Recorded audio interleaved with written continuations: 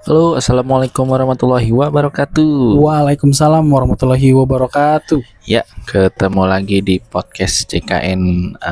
Pada episode kali ini kita akan membahas tentang jenis-jenis peserta JKN. Nah, narasumbernya masih yang sama, Nggak ganti-ganti ya? nggak ganti-ganti. Masih Pokoknya sampai beberapa kali podcast tetap dari Mas Beni. sama. Oke, Ya, baik. gimana kabarnya Mas Beni pada sore hari ini? Alhamdulillah baik, sehat. Mas Nandu gimana kabarnya? Wah, baik banget. Kalau untuk peserta JKN ini nanti penjelasannya lebih dalam lagi ya. Betul, kita akan bahas lebih detail sebenarnya peserta JKN itu ada segmen apa aja sih gitu kan. Karena banyak orang yang masih bingung sebenarnya JKN itu pesertanya apa aja sih gitu kan. Nah, biar kita nggak salah paham, mari kita lanjut ya. Pokoknya kita lanjut sampai selesai untuk pembahasan jenis-jenis pesertaan JKN. Oke, kita langsung bedah aja ya. Langsung dibedah aja nih. Jadi gini, kan kalau biar masyarakat paham nih, peserta JKN itu secara garis besar itu gimana sih Mas Beni? Ya, jadi sebelum kita coba bahas soal jenis-jenis peserta JKN itu, teman-teman harus paham dulu tuh bedanya JKN dengan BPJS Kesehatan. Jadi kalau misalnya JKN itu program Jaminan Kesehatan Nasional, penyelenggaranya adalah BPJS Kesehatan gitu. Jadi bukan program BPJS Kesehatan tapi program JKN-nya gitu kan. Oke, jadi itu program JKN. Nah, jadi ada bukan program BPJS tadi ya, sorry. Bukan. Nah, di program JKN itu terbagi menjadi dua secara garis besar.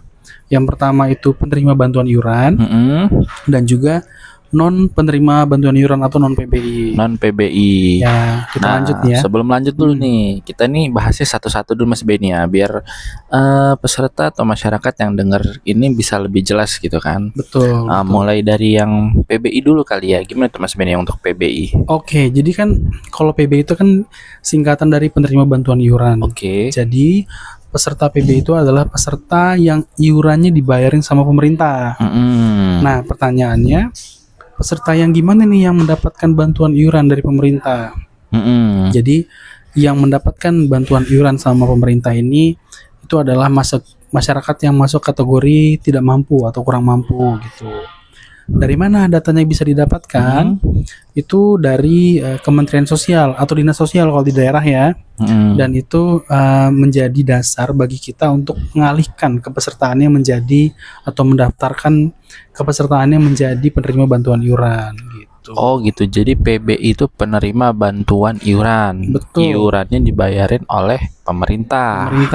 Kalau di pusat itu dibayarkan menggunakan APBN. Kalau di daerah tuh menggunakan APBD provinsi ataupun APBD kabupaten kota gitu. Oh gitu, jadi yang bertanggung jawab atas verifikasi peserta PB ini siapa Mas Beni? Yang bertanggung jawab itu Dinas Sosial. Oh, Dinas Sosial. Memang Dinas Sosial punya tugas untuk memastikan masyarakat yang nggak mampu itu mendapatkan bantuan dari pemerintah. Salah satunya bantuan dari kepesertaan JKN itu sendiri supaya masyarakat yang nggak mampu ini bisa mengakses layanan kesehatan juga gitu. Oh gitu, iya soalnya banyak yang nyasar nih kalau saya lihat informasi-informasi. Wah, saya tidak aktif, tiba-tiba peserta ini ke BPJS Kesehatan gitu. Ternyata ini semuanya kewenangan dari Dinas Sosial tadi ya. Iya, betul, Dinas Sosial. Oke. Betul sekali. Nah, kalau untuk PB ini iurannya berapa sih Mas Ben? Kalau PB itu kan karena memang itu dibantu oleh pemerintah daerah, iurannya itu dibayarkan oleh pemerintah daerah. Oh gitu. Iya ya. Kalau untuk besarannya kalau nggak salah itu 42.500. Oh gitu. 42.500, betul. Nah, jadi ini PB ini untuk masyarakat yang memang kurang mampu ya, dan ditentukan oleh dari Dinas Sosial. Jadi bukan BPJS nih yang nentuin ya. Bukan, kita nggak punya wewenang untuk verifikasi itu. Berarti mereka ini pun tidak perlu bayar, langsung dibayarin oleh pemerintah. Iya, gitu ya. nggak perlu bayar lagi, betul. Nah, ini kepesertaannya ini bisa nonaktif nggak Mas Beni?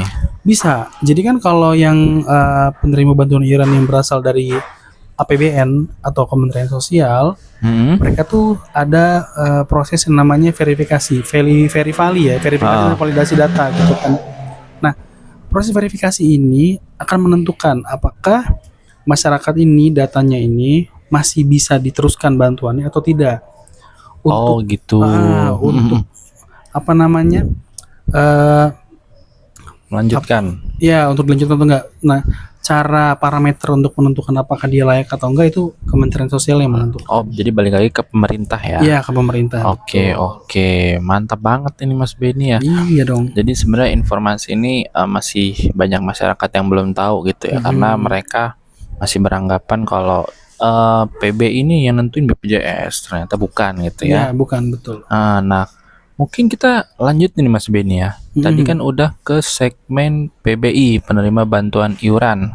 Nah, yang kedua ini ada non PBI. Betul. Kalau non PBI ini apa aja Mas Beni? Non PBI itu kan intinya kan non penerima bantuan iuran, artinya iuran yang dibayarkan tidak dari pemerintah gitu kan, tidak dari anggaran pemerintah. Nah, non PBI ini ada beberapa, dibagi jadi beberapa. Ada yang PPU. PPU itu pekerja penerima upah. Oke. PPU itu ada yang ASN, ada yang non ASN gitu kan. Kalau misalnya yang ASN ini kan seperti pegawai pemerintah, TNI, Polri gitu-gitu. Nah, kalau yang non ASN itu pegawai swasta gitu. Mereka iurannya itu adalah 1% dari gaji pegawai dan 4% dari pemberi kerja gitu kan. Jadi kayak yang ASN atau non ASN gajinya itu akan dipotong 1% iurannya. Oke. Gitu untuk apa namanya membayar iurannya gitu kan. Nah, yang kedua ada yang namanya PBPU, pekerja bukan penerima upah atau biasa disebut dengan peserta mandiri. Contohnya tuh kayak freelancer, kemudian orang yang punya usaha sendiri, atau dia adalah seorang profesional. Mereka akan membayar sendiri setiap bulan sesuai kelas perawatan. Oh iya, untuk peserta non PBI ini kelas perawatannya terbagi menjadi 3. Oh, terbagi 3. Apa aja itu Mas Beni? Kalau PBI tadi kan dia di kelas 3. Nah, non PBI kelasnya terbagi menjadi 3. Ada yang kelas 1, ada yang kelas 2, ada yang kelas 3. Berapa iurannya? Kalau kelas 1 itu 150.000 per orang per bulan. Kalau kelas 2 100.000 per orang per bulan. Kalau kelas 3 42.000 sebenarnya. 42.000 tapi apa namanya? 7.000-nya 42.500 ya. 7.500 itu ditanggung oleh pemerintah. Oh, disubsidi jadi gitu ya. Jadi peserta mandirinya hanya membayar 35.000 saja. 35.000. Jadi ada 3 kelas 1, kelas 2, kelas 3. Betul sekali. Itu berarti per orang ya. Per orang. Dan gitu. itu harus didaftarkan dalam satu keluarga. Harus satu keluarga berarti ya. Harus satu kakak gitu. Nah, ada lagi satu lagi namanya bukan bekerja. Sebenarnya PBPU atau bukan bekerja itu sama. Prinsipnya adalah sama-sama peserta mandiri. Tapi yang membedakan adalah kemampuan untuk pembayaran iurannya gitu. Kalau untuk bukan pekerja ini adalah orang-orang yang sudah mampu secara finansial. Biasanya mereka adalah pemberi kerja atau pensiunan atau pensiunan swasta ya, atau investor gitu. Oke. Oh gitu. Jadi untuk peserta non PB ini ada 3 tadi ya. Ada pekerja penerima upah atau PPU itu ASN atau non ASN. Kemudian ada pekerja bukan penerima upah atau yang biasa disebut peserta mandiri ya, PBPU mandiri. Dan bukan pekerja. Oh gitu, jelas banget ini ya. Jadi intinya kalau misalkan masyarakat yang kurang mampu nih masuk PBI, kalau dia pegawai kantor atau PNS berarti artinya masuk ke PPU gitu ya. Kalau misalkan dia wira swasta atau pekerja mandiri tuh PBPU tadi gitu ya. Jadi berarti udah cukup jelas sih sebenarnya. Cuman memang peserta ini harus memahami mereka sebenarnya berada di segmen apa gitu. Misalnya kondisinya sebagai pekerja atau karyawan berarti mereka adalah PPU dan lain-lain gitu kan. Intinya semua orang tuh bisa tercover dengan BPJS Kesehatan gitu. Wah, mantep banget ini BPJS-nya. Ini sangat berguna banget nih ya. Betul. Jadi udah cukup jelas ini kayaknya buat para pendengar. Jadi kalau bingung-bingung mungkin bisa langsung nanti kontak ke mana Mas Beni, misalkan dia mau, aduh gue nih peserta apa nih, atau gue ini udah daftar belum ya, Kalau bisa kanal ngeceknya di informasi, mana tuh? kalau kanal informasi dan layanan bisa melalui tatap muka dan ataupun non tatap muka. Nanti Oh kita akan gitu kasih ya. tahu apa aja sih kalau layanannya, atau bisa pantengin atau ikutin podcast kita yang sebelumnya soal Oke, kanal-kanal pelayanan gitu. siap-siap. Ada closing statement Mas Beni? Ya intinya sih teman-teman kalau sudah menjadi peserta JKN terutama yang non PBI, jangan lupa bayar iuran tepat waktu. Bayar iuran tepat Iya, waktu. supaya kepesertaan tetap aktif. Jadi sewaktu-waktu ketika sakit itu bisa digunakan BPJS-nya gitu.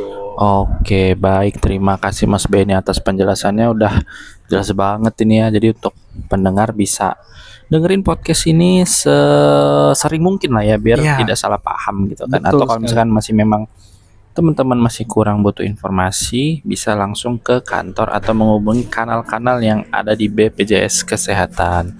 Siap. Mungkin itu saja Mas Beni, terima kasih. Nanti kita lanjut ke tema selanjutnya gitu Siap, ya. siap. Oke, Segmen mungkin berikutnya. kita akhiri dulu ya. Wassalamualaikum warahmatullahi wabarakatuh. Waalaikumsalam warahmatullahi wabarakatuh.